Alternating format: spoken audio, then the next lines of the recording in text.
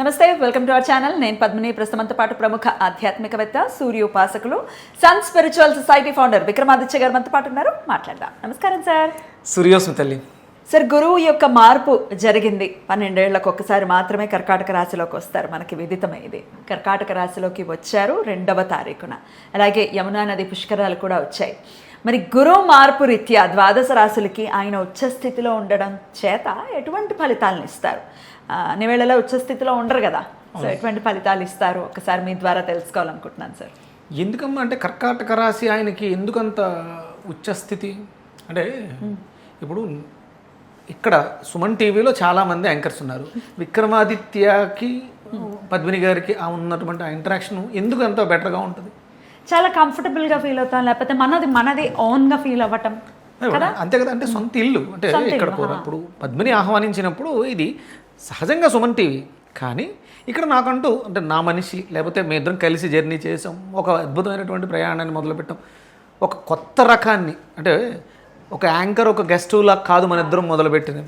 అంటే ఇప్పుడు ఎంతమంది మీరు ఎన్ని చూసుకోండి, ఈ 5-6 ఏళ్లలో ఈ టైప్ ఆఫ్ అంటే ఒక ఇంటరాక్షన్, ఒక సమస్యని కూలంకుశంగా పరిష్కరించడం, దాని గురించి విశ్లేషణ చేయటం. ఏదో డౌట్ అడిగేస్తే ఆన్సర్ చెప్తే జనాలకు అర్థమయ్యేది కాదు. మన ఇద్దరం మొదలుపెట్టాం. అవును, 100%. అలా గురుడికి కర్కాటకంలో ఏముంది ప్రత్యేకత? చాలా కంఫర్టబుల్గా ఉంటాడు. పైగా చంద్రుడి యొక్క రాశి, వారిద్దరు కలిస్తే గజకేసరి అని కూడా అంటారు. ఇంకా అంటే ఆయన అందులో అక్కడ ఏ నక్షత్రం ఉంది? పునర్వసు. ఆయన స్వనక్షత్రం ఉంది. ఇంకా పుష్యమి, ఆశ్లేష. ఓకే, పుష్యమి నక్షత్రానికి అధిపతి ఆయనే, అంటే నక్షత్ర అధిదేవతగా ఉన్నాడు. అలాగే పునర్వసు నక్షత్రం, ఆశ్లేష. అంటే ఒక ఇంటిలో నేను చాలా హ్యాపీగా ప్లెజెంట్గా ఉంటున్నానంటే నాకు సంబంధించినటువంటి, నేను పద్మినితోటి ఎందుకు అంత బాగుంటాను అంటే తనకు సబ్జెక్ట్ ఉంది, నాకు సబ్జెక్ట్ని ప్రజెంట్ చేయాలనే తాపత్రయం ఉంది. కాబట్టి మా ఇద్దరం కలిస్తే ఒక మంచి ఎపిసోడ్ వస్తుంది. అలాగే చంద్రుడు కర్కాటక రాశి ఏదైతే ఉందో అది సహజ చతుర్థ స్థానం, అది డొమెస్టిక్ లైఫ్. అంటే గురుడు ఆధ్యాత్మికతలో ఒక అత్యున్నతమైనటువంటి స్థితికి తీసుకెళ్ళడానికి పుష్యమీ నక్షత్రానికి సహజంగా తనకి శని పడడు కదా, కానీ వాళ్ళిద్దరూ కలిగితే నీచభంగ రాజయోగం మకర రాశిలో జరుగుతుంది. అది దానికి ఆపోజిట్గా ఉండేటువంటిదే కదా కర్కాటక రాశి. అందుకని అక్కడ అద్భుతమైనటువంటి తనకున్నటువంటి శక్తులను ఎవాపరేట్ చేసి తద్వారా తన దృష్టి ఎక్కడెక్కడైతే పడుతుందో అక్కడ అంటే సహజ శుభుడు అంటారా? సహజ శుభుడు, పూర్ణ శుభుడు. ఇప్పుడు మీరు జ్యోతిష్ శాస్త్రాన్ని నేర్చుకోవడానికి ఎన్ని రోజులైనా స్టార్ట్ చేసి? మొన్న మధ్య సార్. అంటే గురుడు రాబోతూ మీకు ఏమి నేర్పిస్తున్నాడు? శాస్త్రాన్ని నేర్పిస్తున్నాడు. గురు పుష్యమి యోగం రోజు మొదలైంది. ఓ సూపర్. ఇంకా తిరగలేదు. ఇంకా అంటే నీకు వచ్చేటువంటి అజ్ఞానం ఇక మనం వర్ణించలేం. మీ అదృష్టం పద్మిని దొరకటం మీ అదృష్టం. ఆవిడ నువ్వు ఎక్కువ నవ్వేస్తున్నావు, లేకపోతే ఎక్కువ ఇంటరాక్ట్ అయిపోతున్నావు, వాళ్ళు మాట్లాడినవు అంటే తను మాట్లాడుతుంటేనే లోపల నుంచి ఏమైనా వస్తాయి. అది సహజంగా తనకున్నటువంటి తృష్ణ. శాస్త్రం ఏం చెప్పించేద్దాం అనుకుంటున్నాం. గురువు కదా, మరి మళ్ళీ ఇటువంటి కాంబినేషన్ ఎప్పుడు వస్తుంది అసలు? ఒకసారి ఒక్కసారి ఆలోచించు. ఎన్ని సంవత్సరాలు అంటే 12 సంవత్సరాలకు ఒకసారి పుష్కరాలు వస్తాయి. కానీ ఈ జ్యేష్ఠం అధిక జ్యేష్ఠం రాదుగా. రాదు. అలా ఈ కాంబినేషన్ మళ్ళీ కుదరాలంటే ఒక్కొక్కసారి వాళ్ళు పెడుతుంటారు 122 సంవత్సరాలకు ఒకసారి, 200 ఒకసారి. అలా చూసుకున్నా కూడా మనం చూడలేము. ఈ జన్మకి చూడలేకపోవచ్చు. కరెక్ట్. కానీ ఈ జన్మలో ఇప్పుడు చేసుకుంటే ఈ పుణ్యాన్ని పట్టుకెళ్ళిపోవచ్చు, ఎక్కడికి వెళ్ళినా పట్టుకెళ్ళిపోవచ్చు, అవకాశం. అందుకని ఏంటంటే సంవత్సరం పాటు ఆయన అతిచారంలో ఉన్నారు కదా, అటు ఇటు తిరుగుతూ కర్కాటకం నుంచి మళ్ళీ మిథునానికి వెళ్ళి ఫస్ట్ సింహం నుంచి మళ్ళీ కర్కాటకానికి.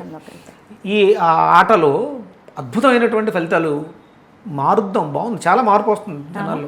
ఆధ్యాత్మిక చింతనకి ఇది అద్భుతమైనటువంటి సమయం. ఈ సంవత్సరం శ్రద్ధగా భక్తి శ్రద్ధలతో చేస్తే ఈ పుణ్యం ఏదైతే ఉందో మనకి జన్మజన్మలా కాసేస్తుంది. బ్యూటిఫుల్. మరి ఏం చెయ్యాలి? గురువుని ఎలా ప్రసన్నం చేసుకోవాలి ద్వాదశ రాశుల వాళ్ళు అనేది ఒక్కొక్క రాశికి సపరేట్గా మాట్లాడుకుందాం సార్. అలాగే మీరు వేదాన్ని నేర్చుకుంటూ ఉన్నారు కాబట్టి వేదమే అన్నిటికీ ప్రమాణం అని ఖచ్చితంగా అందరికీ తెలిసినటువంటి విషయం.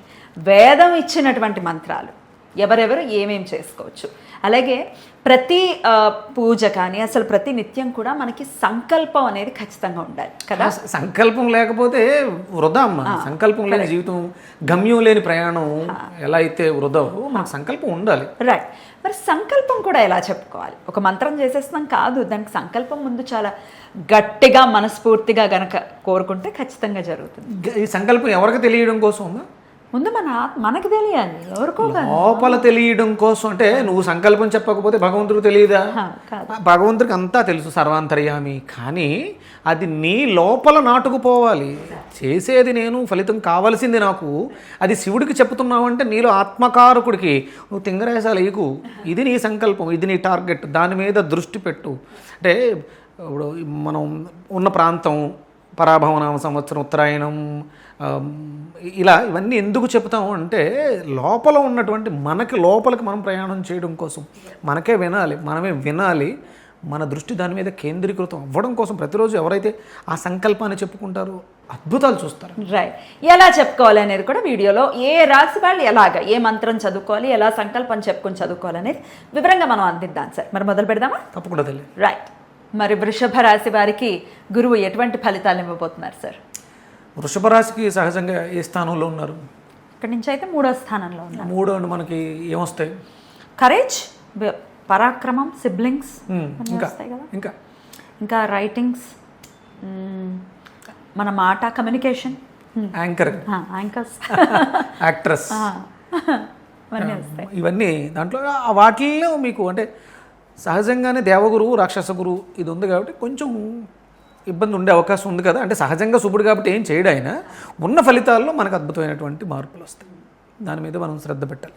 సహజంగా వృషభ రాశి మనకి ఎన్నో స్థానమైంది? సహజ ధనస్థానం, కుటుంబ స్థానం. అంటే దాని మీద కూడా దాని ప్రభావం మీరు ఉంటుంది. మనం తినే ఆహారం బాగుండాలి. 1 సంవత్సరం సంకల్పం పెట్టుకోండి. ఎలాంటి రాజసికమైనటువంటి ఆహారాన్ని తినకుండా, అంటే అలవాట్లున్న ఈ 1 సంవత్సరం ఇది మళ్ళీ ఎన్ని సంవత్సరాలకు వస్తుందమ్మా?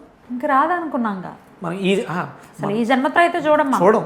కాబట్టి ఇది జన్మలకి మనం క్యారీ ఫార్వర్డ్ చేసుకోవాలంటే మాత్రం ఈ 1 ఇయర్ సహజంగా మనం ఉండేటువంటి నేటివిటీలో ఉండొద్దు. గురువు ఏమి నేర్పిస్తాడు? ఎక్స్పాండ్ చేస్తాడు. ఏముంటుంది? ఎక్స్పాండ్ చేసేస్తాడు. అందుకని ఇప్పుడు అనారోగ్యంతో ఉన్నాం, ఎక్స్పాండ్ అయిపోతుంది. మనం తినకూడనివి తింటే రోగం పెద్దదవుతుంది. అందుకని వద్దు. అంటే తిండి వల్లే ఎంతమంది మన భారతదేశ జనాభా 140 కోట్ల పైమాటే, 140 దాటింది కదా. వీళ్ళందరికీ ఉన్న రోగాలన్నింటికి కారణం ఏంటంటే తిండి సరిగా లేదు. అందరూ మనం కేవలం తినడం కోసమే బ్రతుకుతున్నాం అన్నట్టు తింటున్నాం. దీంట్లో చిన్న మార్పు తీసుకొద్దాం. ఒక సంవత్సరం అంటే మనం ప్రపంచాన్ని మార్చేంత ఓపిక, అంటే నాకైతే ఓపిక ఉంది, కానీ మారుతుంది అనే దానికోసం అంతమందిని మనం మార్చలేమేమో.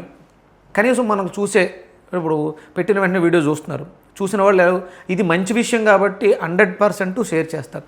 ఇది ఫ్రీగా అంటే అవతల వాళ్ళకి దానం చేయగలిగింది ఏంటంటే జ్ఞానమే. మనం ధనాన్ని దానం చేయలేం. ఇది షేర్ చేస్తే దీని వ్యూస్ మిలియన్స్లో వెళ్ళినాయి. అంటే నేను 1 మిలియన్ మెంబర్స్కి ఈ జ్ఞానాన్ని దానం చేశాను. పంపించినవాడు సేమ్ అంతే కదా. వాడు పంపించినవాడు కూడా అంతమందికి దానం చేసినట్టు ఈ జ్ఞానాన్ని. తద్వారా ఆ చూసిన 1 మిలియన్లో ఈ 1 సంవత్సరంలో మార్పు తెచ్చాను చాలా మన జీవితాన్ని. అందుకనే అంటే నేను చేసేసుకున్నాను. నేను హోమం చేసుకున్నాను. ఎవరి పిండితో స్వామికి నేను చేసేసుకున్నాను. నాకు చాలా తృప్తిగా ఉంది. నాకు ఇంట్లో చాలా మార్పులు నిన్నే నా ఇంట్లో వెంటనే. అంటే మా అమ్మగారు ఆరోగ్యం నాకు భయంగా ఉండేది. అసలు ఆవిడ చాలా క్లియర్. నేను మొన్న హాస్పిటల్లో తీసుకెళ్ళి, అంటే తల్లి ఆరోగ్యం మీద ఎఫెక్ట్ మేషరాశి వాళ్ళకి క్లియర్ అవుతుందని తీసుకెళ్తే మొన్న ఏదో కొంచెం సుస్థి చేసింది. నేను వెళ్ళి హాస్పిటల్లో చూపించా, క్లియర్. అంటే ఎంత మార్పులు వచ్చినాయి అంటే శుక్లాలు సర్జరీ లేకుండా క్లియర్ అవ్వదు కదా. కంటిలో శుక్లాలు వస్తాయి, క్యాట్రాక్ట్ క్లియర్ అవ్వదు కదా. నేను నా వెజిటేబుల్ థెరపీతో చూపు తగ్గిన కుడి కంటిలో, అంటే చాలా ఎక్కువ తీక్షణంగా 75 ఏళ్ల వ్యక్తికి, నా తండ్రికి, దీంట్లో నేను మార్పు చూడగలిగాను. తీసుకొచ్చారు. అంటే ఇప్పుడు నేను కళ్ళజోడు పెట్టుకున్నాను. ఎందుకు పెట్టుకున్నాను అంటే సెల్ ఫోన్ చూస్తున్నాను కాబట్టి పెట్టుకున్నాను. మామూలుగా అయితే నాకు మాట్లాడతాం. అంటే ఇది పరిస్థితి. అంటే ఇలాంటి మార్పులు వస్తాయి. మా అమ్మగారు క్లీన్ చిట్, ఊపిరితిత్తుల సమస్య ఏదో ఉందని అన్నారు. వెళ్ళి ఎక్స్రే తీస్తే సూపర్, ఏం లేదు, క్లియర్. నాకు ఎంత ఆనందం. ఇప్పుడైతే ప్రశాంతం ఫస్ట్ నా కుటుంబం హ్యాపీగా ఉన్నారు. కుటుంబంలో ప్రశాంతత, చతుర్థం అంటే ఇల్లు కదా, ఇంట్లో ప్రశాంతత చాలా హ్యాపీగా ఉంది. ఇది నిజం. అంటే మన శాస్త్రకారులు పంచాంగం రాసిన వాళ్ళు ఊరికే రాయలే. గురుడు కర్కాటకంలో వస్తే మేషరాశి వాళ్ళకి ఇది జరుగుద్ది, ఎస్ జరుగుద్ది, ఇది ప్రమాణం. ఇదేదో అలవోకగా చెప్పేవి రాసి పాడేసినటువంటి పుస్తకాలు కాదు మన గ్రంథాలు. అందుకని భక్తి శ్రద్ధలతో సాధన చెయ్యండి, అద్భుతాలు చూస్తారు. ఒక్క సంవత్సరం సంకల్పం చేసుకుందాం, మాంసాహారాలు తినకుండా సాత్వికమైన ఆహారం తింటూ దేశానికి, ప్రపంచానికి నేను ఒక సమిధిని అవుతాను. నీ మెదడులోంచి వచ్చేటువంటి శక్తి ప్రపంచాన్ని మార్చేస్తుంది. ఒక చిన్న పని చేద్దాం, ఆ సంకల్పం చెప్పుకో. తప్పకుండా. అయితే వృషభ రాశి వారు మరి ఎట్లా సంకల్పం ఎలా చెప్పుకోవాలి, మంత్రం ఏది చదువుకోవాలి ఈ సంవత్సరం పొడుగునా కూడా? ముందు మంత్రం చెప్పేస్తాను, తర్వాత మనం సంకల్పం గురించి మాట్లాడదాం. ఓకే. ఇది సహజంగా ఋగ్వేద మంత్రం 4:51 సూక్తం. ఇది బృహస్పతి సూక్తంలోని మొదటి మంత్రం అన్నమాట. బృహస్పతి అతి యదర్యో అర్హాద్ ద్విమద్విభాతి కృతుమజ్జనేషు యద్దీదయచ్చవస వృత ప్రజాత తదాస్ము ద్రవిణం దేహి చిత్రం. ఇది మంత్రం అమ్మ. వృషభ రాశి వాళ్ళకి సంథింగ్ స్పెషల్ ఇద్దాం. ఎందుకంటే గురుడికి శుక్రుడికి చిన్న ఆ తేడా ఉంది కదా, దానికోసం అంటే వ్యాధి ఇచ్చింది, నేను అనుకున్నది కాదు. మేషం వాళ్ళకంటే నేను ఉన్నాను కాబట్టి సింపుల్గా సరిపెట్టేసుకున్నాం, బాగుంది కాబట్టి. బృహస్పతి ప్రథమం జాయమానో మహో జ్యోతిష పరమే వ్యోమన్ సప్తాస్యస్తు విజాతో రవేణ విసప్తరశ్మి రథమస్తమాంసి. ఇది అడిషనల్. మొదటి మంత్రం ఏమో ఉదయం, రెండో మంత్రం సాయంత్రం చేసుకోండి. మీకు అంటే సాయంత్రం కుదరదు అనుకుంటే ఇది ఒక 16 సార్లు, అదొక 16 సార్లు ఉదయమే చేసేసుకోవచ్చు. దాంతోపాటు ఓం గ్రాం గ్రీం గ్రోం ఐం సహ బృహస్పతే నమః, ఓం గ్రాం గ్రీం గ్రోం ఐం సహ బృహస్పతే నమః, ఈ బీజాక్షర మంత్రాన్ని యథాశక్తి 108 మీరు చేయగలిగితే మీరు ఆ కమ్యూనికేషన్ రంగంలో బాగా అభివృద్ధి చెందాలి, యాంకర్లుగా బాగుండాలి. మాట కమ్యూనికేషన్ అసలు ఎవరితో అయినా మన మాట బాగుండాలి. 100% నోరు మంచిదైతే ఊరు మంచిదైందని. సో డెఫినెట్గా మాట బాగుండాలి అనుకునే ఉండాలి కూడా. ఇప్పుడు వృషభ రాశి వారికి ఆ పాయింట్ మీదే ఉంటుంది కాబట్టి సో ఇది చేసుకోవచ్చు. సంకల్పం ఎలా చెప్పుకో? సంకల్పం ద్వితీయ స్థానంలో ఉన్నటువంటి శుక్రుడు గురుడు అనుగ్రహ స్థిత్యర్థం, జ్ఞాన ప్రకాశ స్థిత్యర్థం, అజ్ఞాన నివృత్తి వాక్సిద్ధి స్థిత్యర్థం బృహస్పతి మంత్ర జపం కరిష్యే. చూసారా, వాక్సిద్ధి అని అంటున్నారు. ఇప్పుడు కమ్యూనికేషన్ అంటూనే ఉన్నాం కదా అమ్మా. ఇప్పుడు ఈ మంత్రంలో ఏదైతే రాసుందో అది నీవుకు సిద్ధి, జ్ఞానము. ఇందాక ఒక మనం అద్భుతమైనటువంటి వర్డ్ ఏంటది, ధార్మిక ఐశ్వర్యం. ఇందాక ధార్మిక ఐశ్వర్యం అన్నాను. ఇంకా అది అసలు దాన్ని ఎవరన్నా కొల్లగొట్టగలరా, దాన్ని ఎవరన్నా సంపాదించగలరా అంటే ఎవరికి వాడే సంపాదించగలడు. చాలామంది సంపదలు ఉన్నవాళ్ళు ఉన్నారు, కానీ ధార్మిక సంపద ఉన్నవాడు రైట్ శ్రేష్ఠుడిగా ఉండిపోతాడు. ఖచ్చితంగా. ఇది మన హిందూ ధర్మశాస్త్రంలో మాత్రమే ఉంది, ఇంకెక్కడ లేదు ధార్మిక వృద్ధి అనేది. ఈ సంకల్పం చెప్పుకుని ఆ తర్వాత ఆ 2 మంత్రాలని 16 సార్లు చదువుకోవాలి. అద్భుతం సార్, చాలా చక్కగా తెలియజేశారు. ఇక నెక్స్ట్ వీడియోలో మిథున రాశి గురించి తెలుసుకుందాం. థ్యాంక్ యూ సార్, నమస్తే. సూర్యోస్మితల్లి.